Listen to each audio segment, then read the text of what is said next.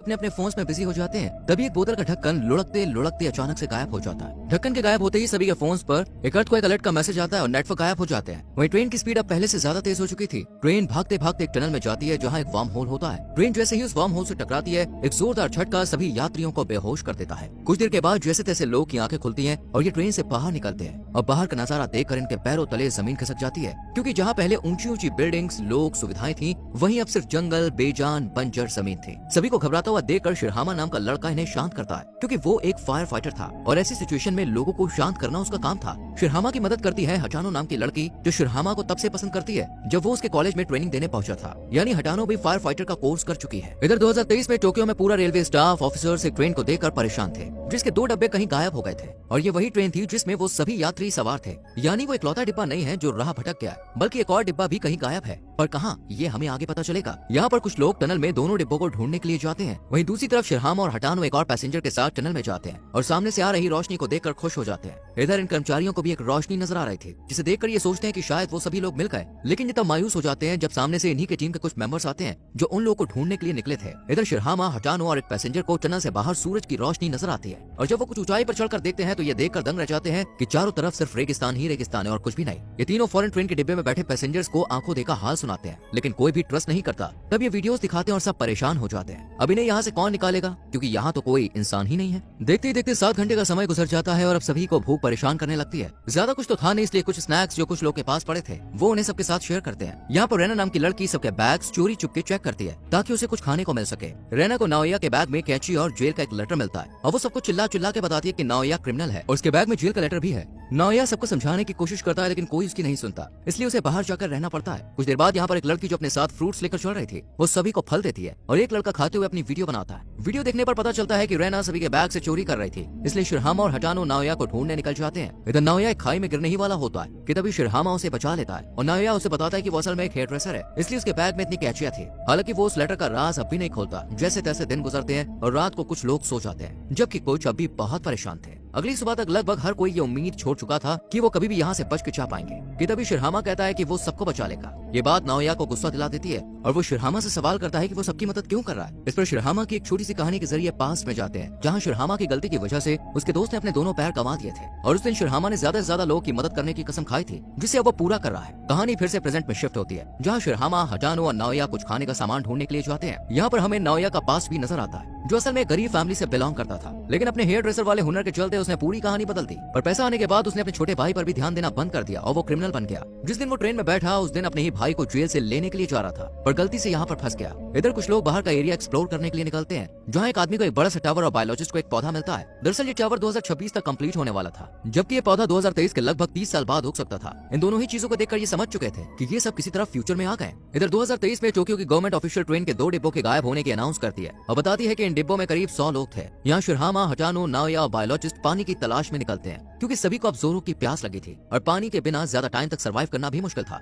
Biologist के अनुसार पानी आसपास ही होना चाहिए, क्योंकि उसे यहाँ एक प्लांट भी मिला है जो वहीं उगता है जहाँ नजदीक ही नदी, तालाब या समुद्र हो। चलते चलते इन्हें एक चट्टान नजर आती है जिस पर शिरहामा रस्सी की मदद से चढ़ता है। उसे पानी तो मिल जाता है, साथ ही एक भयानक नजारा भी दिखता है। दरअसल जहाँ पर कभी टोक्यो शहर देश हुआ करता था, वहाँ आज चारों ओर पानी ही पानी है। शिरहामा वापस लौटकर बाकी लोगों को भी ये वीडियो दिखाता है, जिस पर सभी परेशान हो जाते हैं कि आखिरकार 2026 में क्या हुआ कि पूरी दुनिया ही तबाह हो गई। इसी रात याची बाहर जाता है और उस पर कुछ लोग हमला बोल देते हैं। याची जब अपने ऊपर हुए अटैक के बारे में बताता है तो कोई भी उसकी बातों पर यकीन नहीं करता, क्योंकि उन्हें लग रहा था कि यहाँ पर उनके सिवाय और कोई भी नहीं है। ये तभी यहाँ पर जोर से बारिश होती है और सभी लोग बहुत खुश होते हैं, क्योंकि इतने दिनों के बाद उन्हें इतना पानी मिला था, जिसे वो पीते भी हैं और स्टोर भी करते हैं ताकि बाद में काम आ सके। अगले दिन बायोलॉजिस्ट ने कुछ प्लांट बेरीज इकट्ठा की थी जिन्हें खाया जा सकता था। फूड की होप मिलते ही कुछ लोग बाहर निकलते हैं ताकि बाकियों के लिए खाना ढूंढ सके, लेकिन यहाँ हटानो गलती से कुछ जहरीली बेरीज खा लेती है, जो देखकर शिरहामा पूरी तरह घबरा जाता है। असल में शिरहामा भी हटानो को पसंद करता था। वो उसे वापस डब्बे में लाता है जहाँ बाकी लोग हटानो का अच्छे से ध्यान रखते हैं और फाइनली अब हटानो पूरी तरह से ठीक भी हो चुकी थी। साथ ही ये सब मिलकर काम करना शुरू कर देते हैं ताकि एक दूसरे के साथ खुद को भी इस मुश्किल सिचुएशन में बचाया जा सके। दिन भर ये सब मेहनत करते हैं और रात को पार्टी। अगले दिन बायोलॉजिस्ट कहता है कि आसपास कोई नदी नहीं हो सकती, इसलिए शिरहामा, बायोलॉजिस्ट और एक पैसेंजर नदी की तलाश में जाते हैं, लेकिन जंगल में कोई उस पैसेंजर को बुरी तरह से घायल कर देता है, यानी यहाँ पर इनके अलावा भी कोई और था। खैर शिरहामा इसे वापस डिब्बे में लाता है और जड़ी बूटियों की मदद से ये सब इसे ठीक भी कर लेते हैं। तभी यहाँ पर याची आता और बताता है कि वो एक सिक्योरिटी कंपनी में काम करता था और उसे जाल बनाने आते हैं, जिनकी मदद से ये उन लोगों को पकड़ सकते हैं जो इन पर हमला कर रहे थे। बाकी सब भी याची की बात को एग्री करते हैं और जाल बनाने का काम शुरू करते हैं। इसी बीच हम शिरहामा और हटानो को देखते हैं जो एक साथ जंगल में थे। तभी उनकी नजर एक बच्चे पर पड़ती है, जिसका पीछा करते करते ये दोनों एक नदी तक पहुँचते हैं और बच्चे के कहने पर वहाँ रात तक इंतजार भी करते हैं। रात को यहाँ बच्चा और नाया दोनों पहुँच जाते हैं और ये तीनों बच्चे भी पीछे पीछे वहाँ पहुँचते हैं जहाँ दूसरे ट्रेन के सर्वाइवर मौजूद थे। यहाँ ये तीनों यामामोटो से मिलते हैं और बातों ही बातों में यामामोटो बताता है कि वो लोग गलती से 2060 में टाइम ट्रेवल कर गए और ये सब तब हुआ जब सभी देश स्पेस में जीत हासिल करने की होड़ में सैटेलाइट्स पर सैटेलाइट्स लॉन्च कर रहे थे। लेकिन तभी एक सैटेलाइट एक एस्टेरॉइड से टकराई और पूरी दुनिया तबाह हो गई और ये सब 2026 में ही हो चुका है। यामामोटो ने यहाँ पर एक रेडियो भी ठीक किया था जो फिलहाल खराब है। शिरहामा ये सब अपनी टीम को बताता है, जिस पर सभी सोचते हैं कि शायद भगवान ने उन्हें दुनिया को बचाने का मौका दिया है, लेकिन यहाँ से वापस पास्ट में कैसे जाना ये कोई नहीं जानता था। अगले दिन सभी तालाब में नहाते हैं, अपने लिए बाथरूम बनाते हैं और मछलियों से पेट पूजा भी करते हैं। वहीं याची सबसे दूर एक लकड़ी का टॉय बनाकर उससे बातें करता है कि तभी उसकी नजर बायोलॉजिस्ट पर पड़ती है, जिसे एक ग्रीन कलर का पत्थर मिला था। याची फौरन यामामोटो को इस पत्थर के बारे में बता देता है और कुछ खाना मिलने पर प्रॉमिस करता है कि वो इस ग्रुप की हर इन्फॉर्मेशन टाइम से उस तक पहुंचाता रहेगा। इधर हटानो और रैना किसी बात पर झगड़ने लगते हैं, जिस वजह से रैना गुस्से में हटानो को धक्का देकर एक गड्ढे में गिरा देती है, जहाँ इन्हें एक आदमी की लाश नजर आती है और ये दोनों बुरी तरह से डर जाती है। हटानो को गड्ढे से निकालकर ये दोनों भागी रही थी कि तभी दूसरे ग्रुप के 3 लड़के इन्हें पकड़ लेते हैं। यहाँ पर रैना तो जैसे तैसे भाग जाती है, लेकिन हटानो फंसी रह जाती है। रैना शिरहामा और बाकी ग्रुप मेंबर्स को इस सबके बारे में बताती है और शिरहामा, नाओया और दूसरे कुछ लोग हटानो को ढूंढने के लिए आते हैं। वो दूसरे ग्रुप के लीडर्स यानी यामामोटो के पास पहुंचते हैं और शिरहामा हटानो के बारे, लेकिन यामामोटो माफी मांगते हुए ना में जवाब देता है। लेकिन शिरहामा को लग रहा था कि हटानो यहीं कहीं है और यामामोटो ने ही उसे छुपा कर रखा है, इसलिए वो उस डेड बॉडी के बारे में भी बताता है, जिस पर यामामोटो कहता है कि जब वो यहाँ पे आए थे तो एक आदमी ज्यादा ही हाइपर हो रहा था। उसने यामामोटो को मारने की कोशिश की और सेल्फ डिफेंस में यामामोटो ने उस आदमी को मार दिया। यहाँ से जाते ही शिरहामा खुद वेपन्स बनाने का डिसाइड करता है, क्योंकि वो जानता था कि दूसरा ग्रुप पावरफुल है और वो उन पर हमला भी कर सकता है। इधर हटानो बचते बचाते एक शिप में आकर बैठ जाती है, जहाँ कुछ देर के बाद यामामोटो भी आता है और रेडियो से बात करने की कोशिश करता है, लेकिन हटानो समझ जाती है कि ये सभी को बेवकूफ बना रहा है, क्योंकि रेडियो के तार तो कटे हुए हैं, फिर सिग्नल कहाँ से आएगा। हटानो यामामोटो की सच्चाई सबको बताने के लिए कहती है, लेकिन यामामोटो उसे यहीं बांध कर निकल जाता है। इधर शिरहामा के ग्रुप ने काफी हथियार बना लिए थे,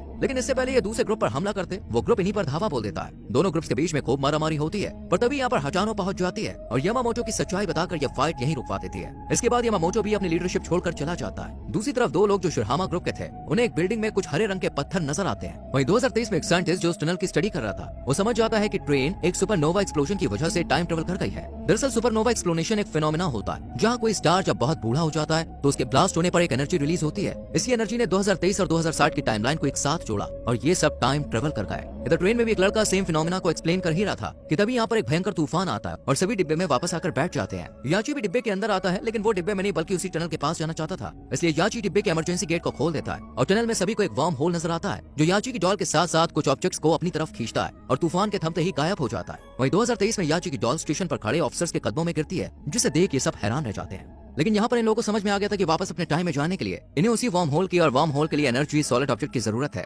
इसलिए ये सब एक पावर हाउस की खोजबीन में लग जाते हैं और घंटों की मेहनत के बाद ये इसमें भी सफल हो जाते हैं। इसके बाद ये सब अपनी जरूरत की चीजों को इकट्ठा करके डब्बे की एक साइड को यूज कर आखिरकार वार्म होल क्रिएट कर लेते हैं और सभी डब्बे में चढ़ जाते हैं ताकि अपने टाइम में वापस जा सके। लेकिन याची ऐसा नहीं करता, क्योंकि वो यहीं पे रहना चाहता था, इसलिए याची को आखिरी सलाम देकर ये सब पास में जाने के लिए निकल जाते हैं और एक झटके के कारण फिर से बेहोश हो जाते हैं। कुछ देर के बाद जब दोबारा इनकी आंखें खुलती हैं तो ये फिर से परेशान हो जाते हैं, क्योंकि ये 2026 था, यानी ये गलती से 2026 में आ चुके हैं। इट मींस तब जब पूरी दुनिया तबाह होने वाली थी। ये सब यहाँ की सरकार अधिकारियों को समझाने की कोशिश करते हैं कि धरती तबाह होने वाली है, लेकिन कोई भी इनकी बातों पर यकीन नहीं करता और ये खबर पूरे शहर देश में आग की तरह फैल जाती है कि 2023 में गायब हुआ ट्रेन का डिब्बा 2026 में पहुंच चुका है। लेकिन क्योंकि सभी के चेहरे कंफर्म नहीं थे तो इनका मेडिकल कराया जाता है और ये बात कंफर्म हो जाती है कि ये सब वही है जो 2023 में गायब हुए थे। इसके बाद वही साइंटिस्ट जो एस्टेरॉइड पर रिसर्च कर रहा था इनसे मिलने पहुंचता है। वहीं एक रिच लेडी जो उसी ट्रेन की पैसेंजर भी रही है, वो डायरेक्ट डिफेंस मिनिस्टर के पास पहुंचती है, जहाँ पे उसे पता चलता है कि सरकार सब जानती है और इस खतरे को टालने की कोशिश भी जारी है। आखिरकार वो दिन भी आ जाता है जब धमाका होना था। सभी उदास थे क्योंकि ये नहीं जानते थे कि आज के बाद इनमें से कोई जिंदा बचेगा या नहीं। पर शाम होते होते सभी के चेहरे खिल उठते हैं, क्योंकि आर्मी, सरकार और साइंटिस्ट अपने मिशन में कामयाब हो गए थे,